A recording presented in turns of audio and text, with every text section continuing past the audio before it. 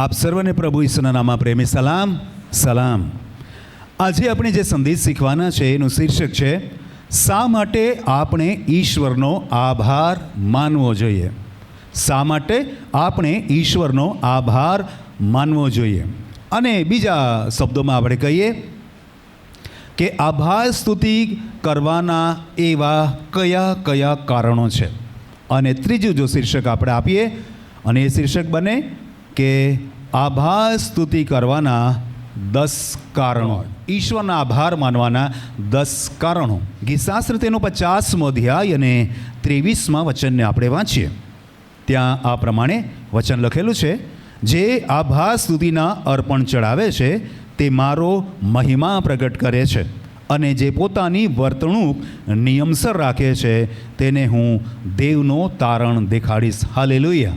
આ જે વચન છે, વચનની અંદર શબ્દ લખવામાં આવેલો છે કે જે આભાર સ્તુતિના અર્પણ ચડાવે છે. 2 શબ્દો લખેલા છે. પહેલો શબ્દ છે આભાર અને બીજો શબ્દ છે સ્તુતિ. બંને શબ્દો એકબીજાના ઉભય શબ્દો છે, એકબીજાના પૂરક શબ્દો છે, એકબીજાને માટે લાગુ પડતા શબ્દો છે.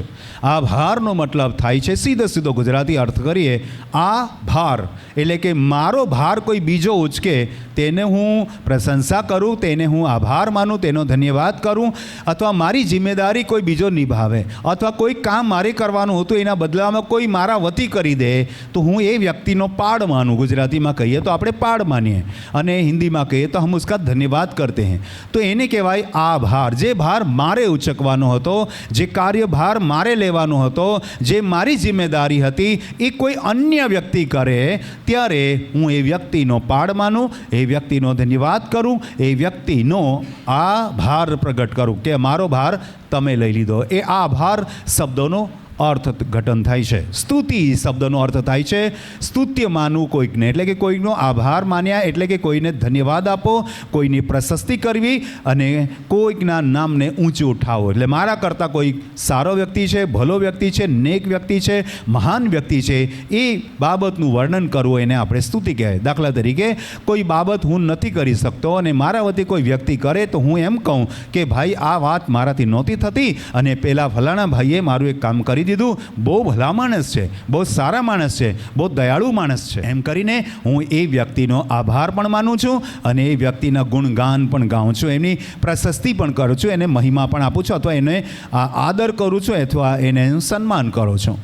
કોઈ બાબત મારાથી થઈ જતી હોય તો મને બીજાની જરૂર નથી, પણ જો કોઈ બાબતમાં હું અપૂર્ણ છું, નિર્બળ છું, નિરાધાર છું, નિરાશ છું અને મારાથી એ નથી થતી, ત્યારે મને કોઈ મદદ કરે અથવા મારી પડખે આવે અને મારા એ કાર્યનો ભાર એ ઉચકી લે અને એ પરિપૂર્ણ કરી આપે, ત્યારે હું એ વ્યક્તિનો આભાર માનું છું, પાડ માનું છું, ધન્યવાદ કરું છું અને ત્યારબાદ એ કાર્યની પૂર્ણાહુતિ બાદ હું એની પ્રશંસા કરું છું. અને આ બધી જ પ્રક્રિયા થાય અને એનું જે પરિણામ આવે ત્યારે જે હું ગદગદિત થાઉં, જે હું ધન્યવાદી થાઉં, મારી અંદર એક ખુશાલી આવે અને એ જે ભાવ છે સામેવાળાની પ્રશંસાનો ભાવ, એને આપણે આભાર સ્તુતિ કરીએ છીએ.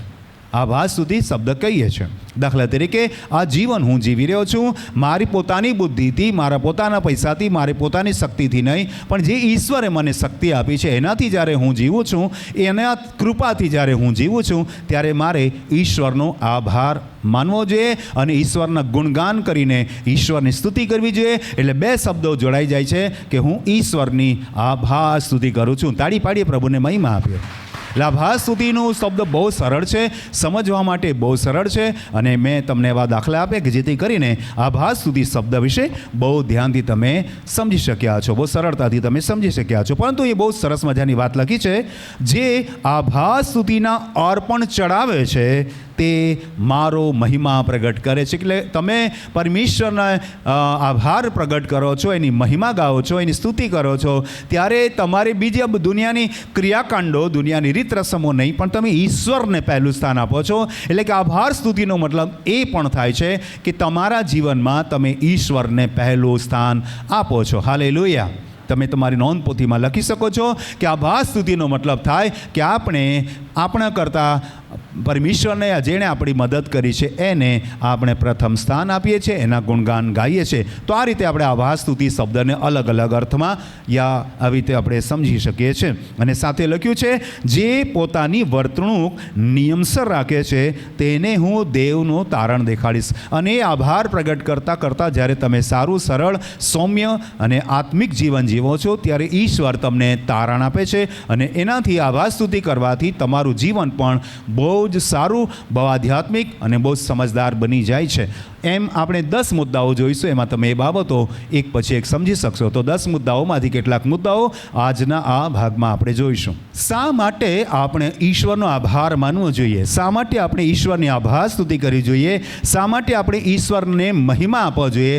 એનું પહેલું કારણ ગીતશાસ્ત્ર તેને 139મો અધ્યાય 13થી 16 વચનોની અંદર આપણે પહેલું કારણ જોઈશું કે શા માટે આપણે ઈશ્વરની આભાર સ્તુતિ કરવી જોઈએ, શા માટે આપણે એનો ગુણગાન ગાવા જોઈએ, શા માટે આપણે એની મહિમા કરવી જોઈએ. તો વચન કહે છે, ગીતશાસ્ત્ર 139 અને 13મા વચનથી લઈને 16મા વચનમાં હું વાંચું છું, ધ્યાનથી તમે સાંભળો. મારું અંતકરણ તે ઘડ્યું છે અને મારી માના પેટમાં તે મારી રચના કરી છે. ભય તથા આશ્ચર્ય પ્રમાણે એવી રીતે મને રચવામાં આવ્યો છે. માટે હું તારી આભાર સ્તુતિ કરીશ. તારા કામ આશ્ચર્યકારક છે એ મારો જીવ સારી પેટે જાણે છે. તાળી પાડી આપણે હાલેલુયા. આ પહેલું વચન એટલે કે 13મું વચન આપણને કેટલી સરસ મજાની સમજણ આપે છે. અને એ મારા કરતાં કોઈક બીજાને પહેલું સ્થાન આપે છે. એટલે કે મનુષ્ય તરીકે હું છું, પરંતુ ઈશ્વર તરીકે પહેલું સ્થાન ઈશ્વરને આપે છે. કહે છે, મારું અંતકરણ તે ઘડ્યું છે, એટલે કે મારો ઘડનાર તું છે. બીજી વાત કહે છે, મારી માના પેટમાં તે મારી રચના કરી છે. મારો રચયિતા, મારો સર્જનહાર તું છે. હાલેલુયા. તથા 14મું વચન કહે છે, ભય તથા આશ્ચર્ય પ્રમાણે એવી રીતે મને રચવામાં આવ્યો છે.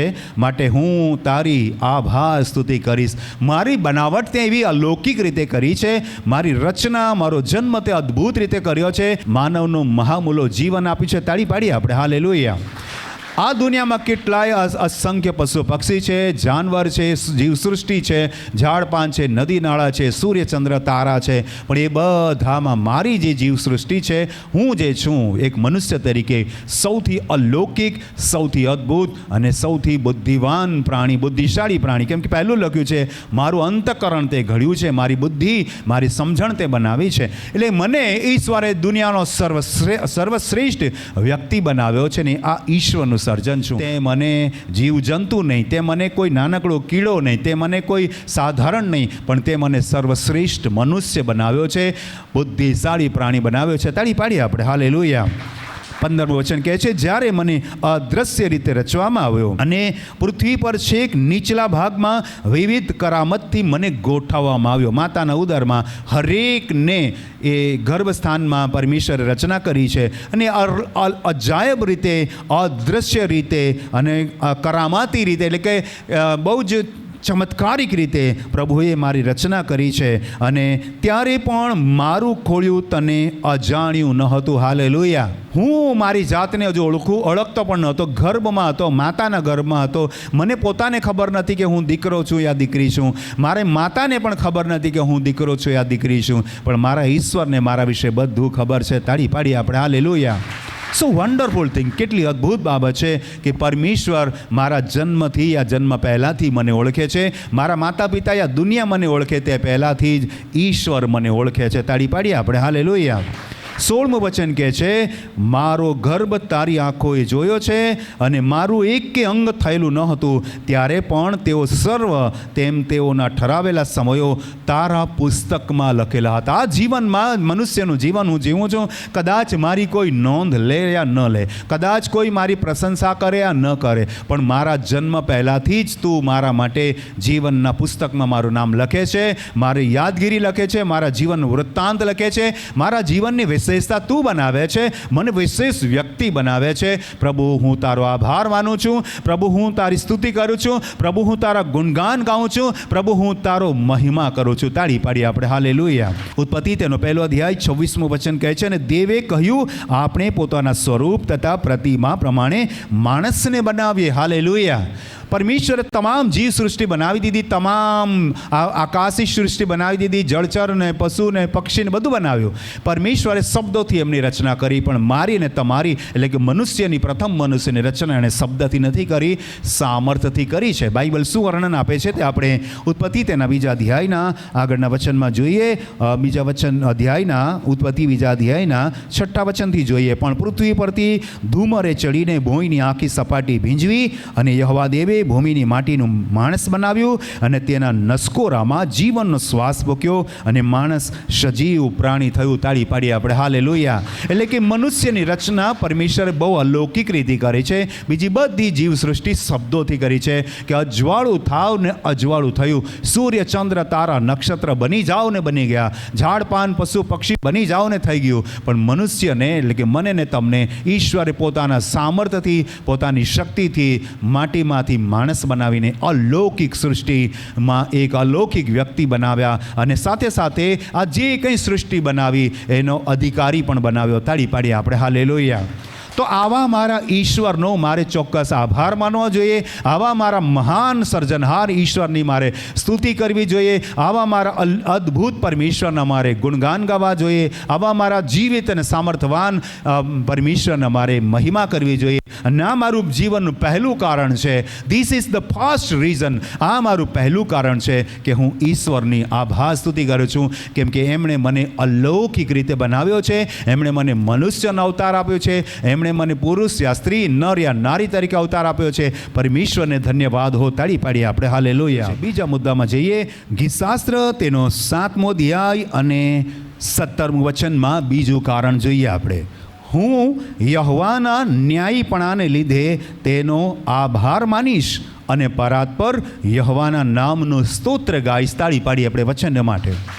બીજું કારણ તમારા અને મારા માટે અતિ મહત્વનું છે, કેમ કે હું મનુષ્ય છું, તમે પણ મનુષ્ય છો. પાપનો મુસારો તો મરણ છે, એવું બાઇબલ આપણને વચન કહે છે. અને જો આપણે પાપ કરીએ તો આપણું મૃત્યુ નિશ્ચિત છે. શારીરિક મૃત્યુ નિશ્ચિત છે, આત્મિક મૃત્યુ નિશ્ચિત છે. શારીરિક મૃત્યુ અને આત્મિક મૃત્યુ નિશ્ચિત છે, પણ છતાં આપણો દેવ કેટલો દયાળુ દેવ છે. આપણે પાપી છે, છતાં તે આપણને માફી આપે છે. તાળી પાડીએ આપણે હાલેલુયા. અહીં લખ્યું છે કે હું યહોવાના ન્યાયપણાને લીધે. ન્યાયપણાનો જે મતલબ થાય છે એનો અંગ્રેજીમાં અર્થઘટન થાય છે રાઇચસનેસ. રાઇચસનેસનો મતલબ બીજી રીતે ગુજરાતીમાં કરું તો ભલાઈ અથવા સચ્ચાઈ. Our God is so good God. આપણો ઈશ્વર કેટલો અદ્ભુત પરમેશ્વર છે કે જે પાપીઓને ક્ષમા આપે છે. આપણો પરમેશ્વર કેટલો દયાળુ છે, કેટલો ભલો છે, કેટલો ન્યાયી પરમેશ્વર છે. પાપી હોવા છતાં મને માફ કરે છે. હાલેલુયા. એટલું જ નહીં વાલા ભાઈ બહેનો, આપણા પરમેશ્વરના ન્યાયપણાની હદ તો ત્યાં આવી જાય છે. એટલી હદની બહારની પ્રીતિની વાત કરું કે એમણે પોતાનું એકાકી જનિત દીકરો આપ્યો. એ સારું કે જે કોઈ તેના પર વિશ્વાસ કરે તેનો નાશ ન થાય, પણ તે અનંત જીવન પામે. આપણા માટે કેટલો મોટો ઉકેલ, કેટલો મોટો ઉપાય. પોતાના એકના એક દીકરાને બલિદાન કરી દીધો અને મને ને તમને જીવન આપ્યું. તાળી પાડીએ આપણે હાલેલુયા. એના ન્યાયપણામાં તો એવું આવતું હતું, એના સિદ્ધાંતમાં તો એવું આવતું હતું, એના નિયમમાં તો એવું આવતું હતું કે તમે પાપ કરો એટલે તમે મરશો. પણ પરમેશ્વર કેટલો ભલો છે, કેમ કે યોહાન 3:16 કેટલું પ્રેમથી આપણને કહે છે કે કેમ કે દેવે જગત પર એટલી પ્રીતિ કરી. એ જગતમાં હું પણ રહું છું, એ જગતમાં તમે પણ રહો છો. એ પરમેશ્વરે તમારા પર ને મારા પર અનહદ પ્રીતિ કરી. તાળી પાડીએ આપણે હાલેલુયા. અને એટલી અનહદ પ્રીતિ કરી જેને આપણે હિબ્રુ ભાષામાં આગાપે કહીએ છીએ. અદ્ભુત અનંત પ્રેમની વાત કરીએ છીએ. એ પ્રેમ થકી એણે પોતાના એકના એક દીકરા પ્રભુ ઈસુને કાલ્વના ક્રૂસ પર બલિદાન કરી દીધા, જેથી કરીને હું નહીં મરું અને એનો પુત્ર મરી ગયો, પ્રભુ ઈસુ મરી ગયા, અને એના બદલામાં મને જીવન અને અનંત જીવન મળ્યું. તાળી પાડીએ આપણે હાલેલુયા. હા, પહેલો મુદ્દો કેટલો સારો તો કે હું એક મનુષ્ય છું, પણ મનુષ્યએ પાપ કર્યું એટલે હવે એની પાસે કોઈ ઉકેલ નહોતો, મૃત્યુમાંથી છૂટી જવાના માર્ગો કોઈ નહોતા. પ્રભુ ઈસુને ઉદ્ધારકર્તાના રૂપમાં એણે મોકલ્યા. એટલા માટે હું પ્રભુ પરમેશ્વરના આભાર માનું છું, કેમ કે બીજા કોઈએ બલિદાન આપ્યું નથી, બલિદાન લીધું છે, પણ મારા પ્રભુ ઈસુએ બલિદાન આપીને મને જીવન આપ્યું. તાળી પાડીએ આપણે હાલેલુયા. એટલા માટે હું આપણા પ્રભુ ઈસુનો મહિમા કરું છું, એટલા માટે હું આપણા પિતા, પુત્ર, પવિત્ર આત્માનો મહિમા કરું છું, એનો આભાર માનું છું, એના ગુણગાન ગાઉં છું, એની સ્તુતિ કરું છું. આ બીજું મહત્વનું કારણ એ છે કે એણે મારો જીવ બચાવ્યો, મારો આત્મા બચાવ્યો, મને અનંત જીવન આપ્યું. તાળી પાડીએ આપણે હાલેલુયા. ગીતશાસ્ત્ર તેનો 86મો અધ્યાય 12 અને 13 વચન વાંચીને ત્રીજું કારણ આપણે જોઈએ કે એવું કયું કારણ છે કે આપણે ઈશ્વરનો આભાર માનવો જોઈએ. ગીતશાસ્ત્ર તેનો 86મો અધ્યાય 12 અને 13 વચન કહે છે, હે પ્રભુ મારા દેવ, હું મારા ખરા હૃદયથી તારી આભાર સ્તુતિ કરીશ. હું સદાકાળ તારા નામનો મહિમા ગાઈશ, કેમ કે મારા પર તારી કૃપા પુષ્કળ છે. નીચલા સેઓલથી તે મારા આત્માને છોડાવ્યો છે. તાળી પાડી આપણે હાલેલુયા.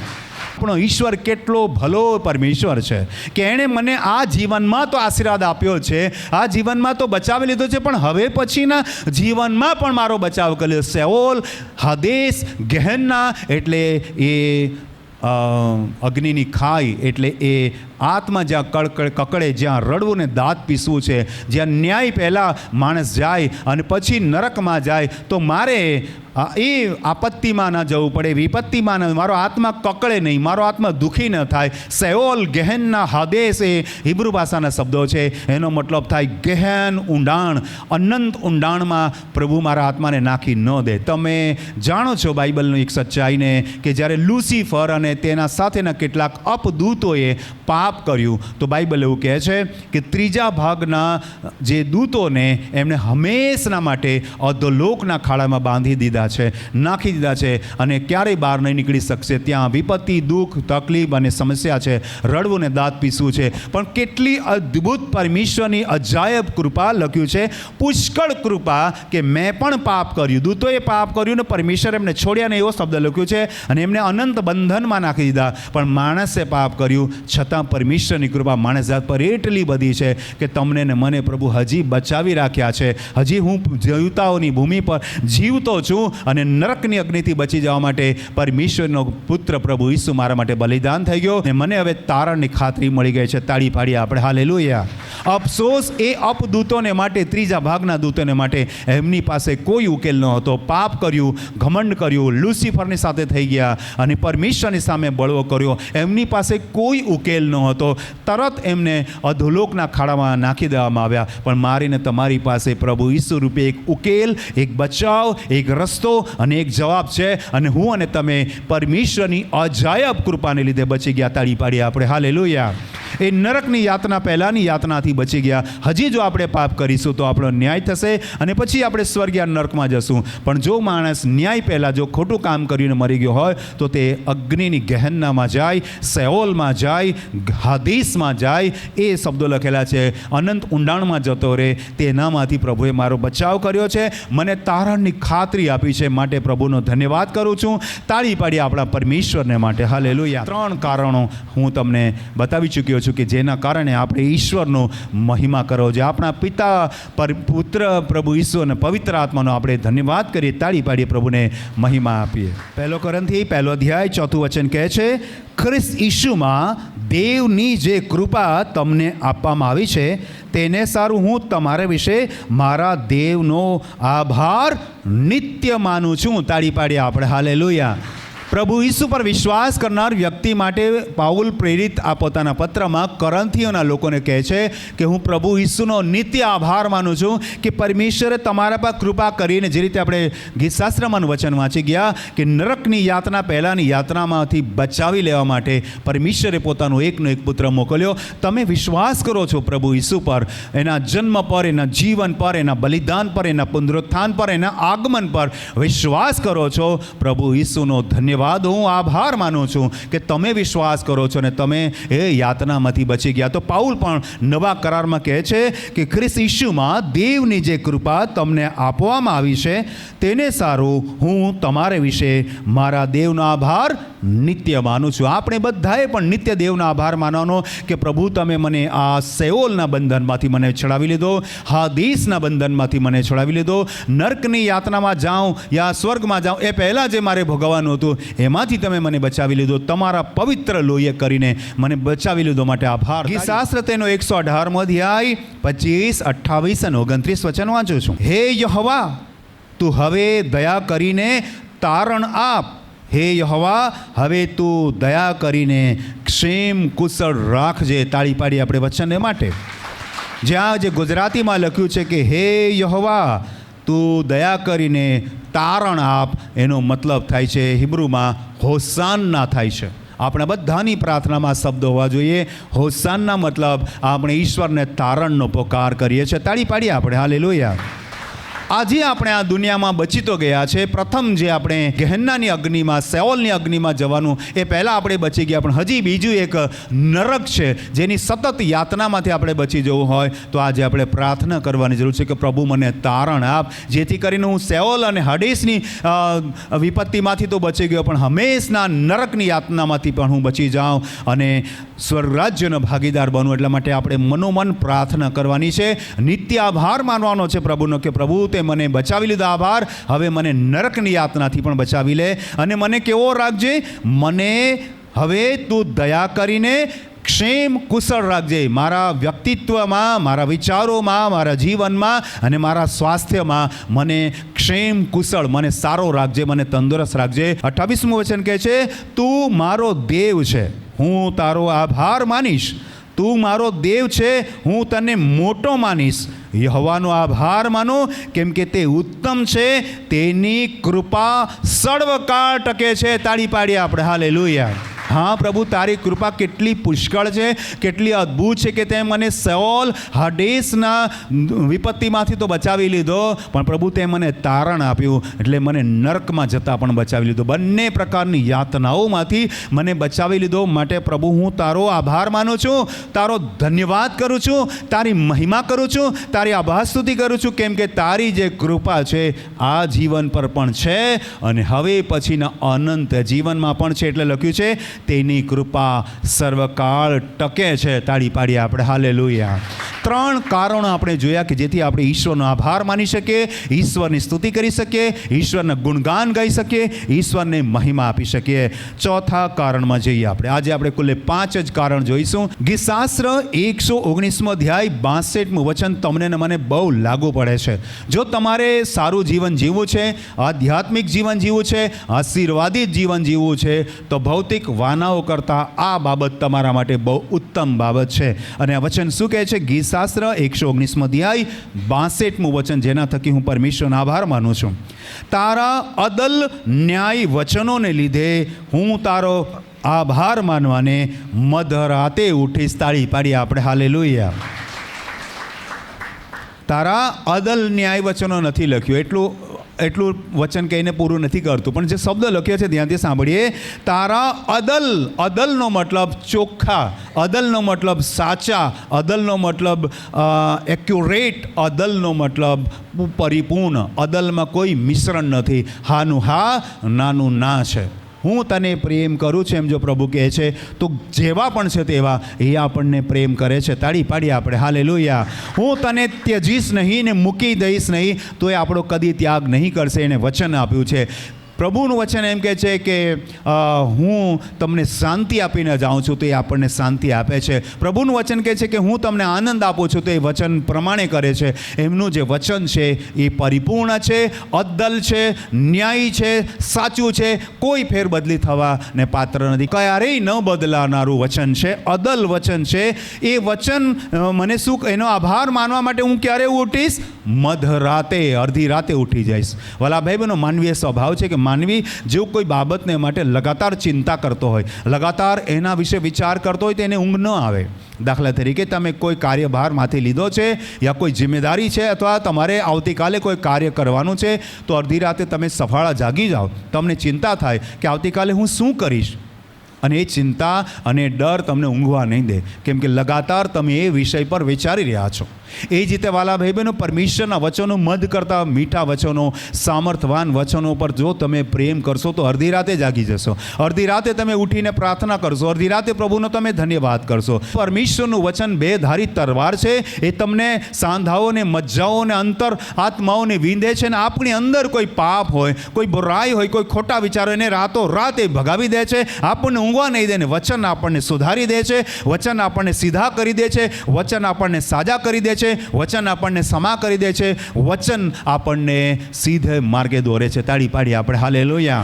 એ વચનનું મેડિટેશન, એ વચનનું મનન કરવા માટે આપણે અડધી રાતે ઉઠીને પ્રભુનો ધન્યવાદ કરીએ કે પ્રભુ તમે મને કોરોના મહામારીમાં બચાવી લીધો, પ્રભુ તમે મને આ એક્સિડન્ટમાં બચાવી લીધો, પ્રભુ તમે મને આ યુદ્ધોમાં બચાવી લીધો, પ્રભુ તમે મને ભૂકંપમાં બચાવી લીધો, પ્રભુ તમે મને રેલમાં બચાવી લીધો, પ્રભુ તમે મને હુલ્લડોમાં બચાવી લીધો, પ્રભુ તમે મારા વિરોધીઓ તે મને બચાવી લીધો, પ્રભુ તમે મને ચોર અને લૂંટારાઓથી બચાવી લીધો, પ્રભુ તમે મને દુષ્ટાત્માથી બચાવી લીધો, પ્રભુ તમે મને બીમારીથી બચાવી લીધો, પ્રભુ તમે મને શૈતાનથી બચાવી લીધો. પ્રભુ તમારો આભાર. અડધી રાત્રે આપણે જાગી જઈશું. તાળી પાડીએ આપણે હાલેલુયા. આપણને વચન ઊંઘવા નહીં દેશે. જરા બી જો આપણે ગલતી કરી તો વચન આપણને સીધી દોર બનાવી દેશે, સીધી લીટીમાં દોરી દેશે, અને અડધી રાતે આપણને સફાળા જગાવી દેશે. અને એ જાગૃતિ એ તમારા જીવનમાં આવવી જોઈએ. પ્રભુના જીવિત વચનોને માટે, એના અદલ વચનોને માટે આપણે આભાર માનીએ, તાળી પાડીએ, પરમેશ્વરનો મહિમા કરીએ.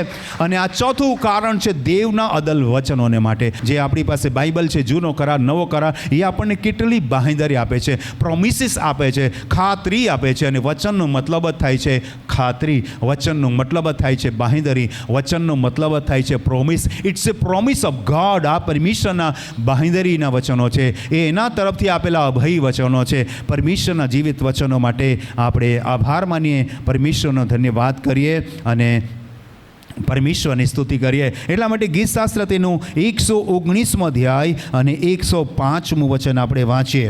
ગીતશાસ્ત્ર 119મો અધ્યાય 105મું વચન કહે છે, મારા પગોને સારું તારું વચન દીવારૂપ છે, તે મારા માર્ગને સારું અજવાળા રૂપ છે. તાળી પાડીએ આપણે હાલેલુયા. ચાહે જીવનમાં ઘોર અંધકાર કેમ ના હોય, ચાહે નિરાશા કેમ ના હોય, ચાહે બીમારી કેમ ના હોય, ચાહે હતાશા કેમ ના હોય, પણ પરમેશ્વરનું વચન આશા આપણને આપે છે. પરમેશ્વરનું વચન આપણને ઉત્તેજન આપે છે. પરમેશ્વરનું વચન આપણને દીવારૂપ બની જાય છે, આપણને અજવાળારૂપ બની જાય છે, આપણને જીવનમાં દોરી જાય છે, સચ્ચાઈ તરફ દોરી જાય છે, ઈમાનદારી તરફ દોરી જાય છે, પવિત્ર જીવન તરફ આપણને દોરી જાય છે. એ આપણો જીવન આધાર બને છે, એ આપણને માર્ગદર્શક બને છે. પરમેશ્વરનું વચન આપણી આત્મિક ભૂખને સંતોષે છે અને આપણને અનંત જીવન તરફ લઈ જાય છે. તાળી પાડીએ આપણે હાલેલુયા. દેવના વચનોના માટે પરમેશ્વરનો આભાર, પિતા, પુત્ર, પવિત્ર આત્માનો આભાર કે જે આપણને અભય વચન આપે છે. 5મો મુદ્દો આપણને શું શીખવાડે છે? રોમનને પત્ર તેનો 1લો અધ્યાય 8મું વચન. પ્રથમ તો આખા જગતમાં તમારો વિશ્વાસ જાહેર થયો છે, એથી તમો સર્વને માટે હું ઈસુ ખ્રિસ્તની મારફતે મારા દેવનો આભાર માનું છું. હાલેલુયા. બોલો હાલેલુયા. શા માટે આપણે દેવનો આભાર માનવો જોઈએ? શા માટે પાઉલ અહીંયા રોમનના લોકોને માટે આભાર માને છે, રોમનની મંડળીને માટે આભાર માને છે? એનું કારણ કહું છું, આખા જગતમાં તમારો વિશ્વાસ જાહેર થયો છે. કોનો વિશ્વાસ જાહેર થયો છે? મારો અને તમારો. બોલો તમે પણ, મારો અને તમારો. હૃદય પર હાથ મૂકીને બોલો, મારો અને તમારો. ચાલો તમારો વિશ્વાસ જાહેર કરો. તમે કોના પર વિશ્વાસ કરો છો? હજારો લાખો અગણિત નામો છે આ દુનિયામાં, પણ તમે પ્રભુ ઈસુ પર વિશ્વાસ કરો છો. તાળી પાડીએ આપણે hallelujah. How wonderful thing that we believe in Jesus Christ who is alive. આ કેટલી અદ્ભુત બાબત છે કે તમે એ પ્રભુ ઈસુને માનો છો જે જીવતા જાગતા પ્રભુ છે. સેંકડો હજારો નામો તમારી આગળ છે, પણ તમે પ્રભુ ઈસુ પર વિશ્વાસ કરો છો. ચાલો તમે એકલાએ વિશ્વાસ કર્યો તેનો કોઈ મતલબ નથી. તમે એકલાએ વિશ્વાસ કર્યો, દુનિયાના કોઈ લોકો વિશ્વાસ નથી કરતા, તો કદાચ તમે સાચા પણ હોઈ શકો, ખોટા પણ હોઈ શકો, પણ તમારો જે વિશ્વાસ છે એ દુનિયાના હજારો લાખો લોકોનો વિશ્વાસ છે. અને દુનિયાનો સૌથી મોટી વાત તમને કરું કે દુનિયામાં સૌથી વધારે લોકો એવા છે કે જે પ્રભુ ઈસુને માને છે. તાળી પાડી આપણે હાલેલુયા. એટલે કે પ્રભુ ઈસુને માનવાવાળા આ દુનિયામાં સૌથી વધારે છે. હું ધર્મની વાત નથી કરતો, પણ જો એક આંકડો બતાવું તો હું તમને એમ કહેવા માગું છું કે દુનિયામાં સૌથી વધારે લોકો ક્રિશ્ચન છે. તાળી પાડીએ આપણા પ્રભુ ઈસુને માટે. એટલે કે તમારો એકલાનો વિશ્વાસ નહીં વાલા ભાઈ બહેનો, દુનિયાના સૌથી વધારે લોકોનો વિશ્વાસ છે કે તેઓ પ્રભુ ઈસુમાં માને છે. કરોડોના કરોડો લોકો પ્રભુ ઈસુને માને. તમારો એકલાનો વિશ્વાસ નથી કે તમે પ્રભુ ઈસુ પર વિશ્વાસ કરો છો. પ્રભુનો એટલા માટે આભાર માનવો જોઈએ કે દુનિયાના હરેક ખૂણાના લોકોમાં પ્રભુ ઈસુનો મહિમા થાય છે. તાળી પાડી હાલેલુયા. આજના આ રવિવારના દિવસે દુનિયાભરના લોકો આજે ભક્તિ સભામાં બેઠા અને એક સુરમાં એક અવાજમાં પ્રભુ ઈસુનો મહિમા ગાઈ રહ્યા છે. તાળી પાડી આપણે હાલેલુયા. એટલે જે આભાર માનવાનું કારણ એ છે દેવનો કે પ્રભુ ઈસુનો મહિમા ચારે કોર થઈ રહ્યો છે.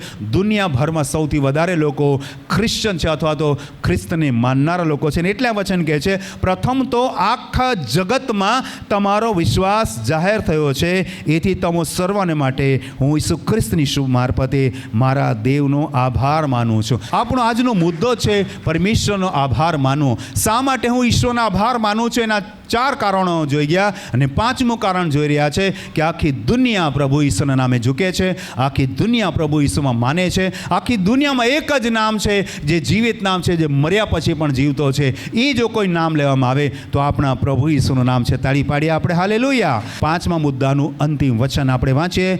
2 થેસલોનિકી તેનો 1 અધ્યાય 3 વચન આપણે વાંચીએ. ભાઈઓ, અમારે તમારા વિશે સદા દેવની આભાર સ્તુતિ કરવી જોઈએ. ધર્મ સેવક તરીકે હું પણ તમારા માટે આ કહું છું. થેસલોનિકેના લોકો માટે પાઉલ લખતા કહે છે કે ભાઈઓ, અમારે તમારા વિશે સદા દેવની આભાર સ્તુતિ કરવી જોઈએ અને તે યોગ્ય છે. પરમેશ્વરની આભાર સ્તુતિ કરવી કેવું છે? યોગ્ય બાબત છે. આ બાબત સૌથી અગત્યની બાબત છે કે તમે યેન કેન રીતે ગમે તે કારણ હોય પણ તમે દેવનો મહિમા કરો, પરમેશ્વરનો એટલે કે પિતા પુત્ર પવિત્ર આત્માનો મહિમા કરો. અને તે યોગ્ય છે કેમ કે તમારો વિશ્વાસ ઘણો વધતો જાય છે અને તમે સર્વ એકબીજા પર ઘણો પ્રેમ રાખો છો. તાળી પાડીએ આપણે હાલેલુયા.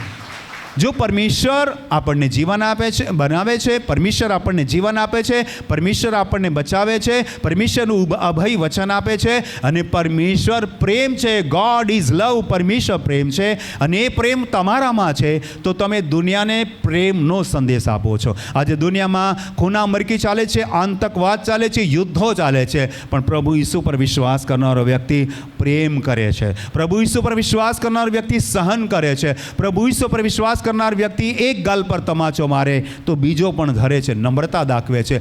એટલા માટે દુનિયાભરના લોકો પ્રભુ ઈસુ પર વિશ્વાસ કરે છે કેમ કે પ્રભુ ઈસુ પર વિશ્વાસ કરનાર વ્યક્તિ મારામારી નથી કરતો, આતંકવાદમાં રસ નથી ધરાવતો, કાપાકાપી નથી કરતો, યુદ્ધ નથી કરતો, પ્રેમ કરે છે. કેમ કે આપણો પરમેશ્વર પ્રેમ છે. જે કોઈ પરમેશ્વરને માને છે એ પોતે પણ માણસને, પરમેશ્વરને પણ પ્રેમ કરે છે અને માણસને પણ પ્રેમ કરે છે. ફક્ત ખ્રિસ્તી વિશ્વાસ, પ્રભુ ઈસુ પરનો વિશ્વાસ જ તમને પ્રેમની પરિભાષા શીખવાડે છે. પ્રેમથી બોલતા તમે શીખો છો, બધાની સાથે હળીમળીને રહો છો અને એ તમને સારું અને સૌમ્ય અને પ્રેમાળ જીવન આપે છે. પરમેશ્વરનો ધન્યવાદ હો. પરમેશ્વરને તાળી પાડીએ, એને માટે મહિમા આપીએ. આપણે આજે કુલ્લે 5 મુદ્દાઓ જોઈ ગયા. આ ભાગને આપણે અહીં સમાપ્ત કરીએ છીએ. આવતા રવિવારે આપણે બાકીના 5 મુદ્દાઓ જોઈશું અને કુલ્લે 10 કારણો જાણીશું, આપણે સમજીશું કે શા માટે આપણે ઈશ્વરનો મહિમા કરવો જોઈએ. એના મુદ્દામાં 5 બાબતો આપણે શીખી ગયા છે. આવતા ભાગમાં આપણે હવે પછીના 5 મુદ્દાઓ શીખીશું. આજના વચન દ્વારા તમે પરમેશ્વરનો આભાર માનતા શીખો, પરમેશ્વરના ગુણગાન કરતા શીખો, પરમેશ્વરનો જય જયકાર કરતા શીખો. તમે વિશ્વાસમાં મજબૂત બનો, તમારી સાક્ષી મજબૂત બનાવો, તમે બીજાઓને પણ પ્રભુ ઈસુ પાસે લાવો. એ બાબત બોલતા આજનો સંદેશ અહીં સમાપ્ત કરીએ છીએ. પ્રભુ આપ સર્વને આશીર્વાદ આપો. તાળી પાડી આપણા પરમેશ્વરને મહિમા આપીએ.